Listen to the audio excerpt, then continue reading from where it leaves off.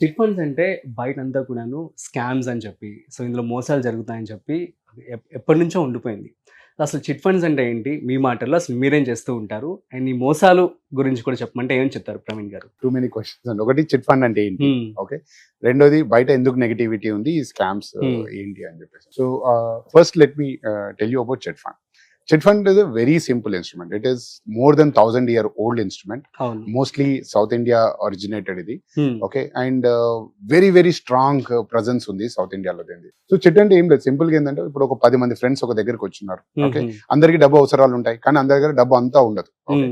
So అప్పుడు ఏం చేసుకుంటాం, చిన్న మొత్తాల్లో మనం సేవ్ చేసుకున్నాం. మన పెద్దలు ఎప్పటి నుంచో చెప్తున్నారు, చిన్న మొత్తాల్లో సేవ్ చేసుకుంటూ ఉంటే రేపు అవసరం వచ్చినప్పుడు మనకు పనికి వస్తుందని.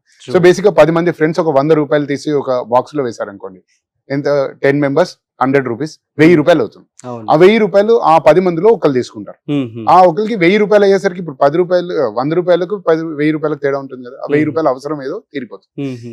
అలా ఎవ్రీ మంత్ 100 రూపీస్ వేస్తారు, ఒకళ్ళు 1000 రూపీస్ తీసుకుంటారు. అలా 10 మంది అయిపోయేంత వరకు ఎవ్రీ మంత్ చేయాలి. సో ఎవ్రీ వన్ కి ఆ 1000 రూపీస్ తో ఒక బెనిఫిట్ వస్తుంది, కానీ ఎవ్రీ మంత్ వాళ్ళు సేవ్ చేస్తుంది కేవలం 100 రూపాయలు మాత్రం. సో అదే కాన్సెప్ట్ చిట్ ఫండ్ లో. You save small amount every month, and అవసరం ఉన్నప్పుడు ఒక పెద్ద అమౌంట్ లిఫ్ట్ చేసుకోవచ్చు.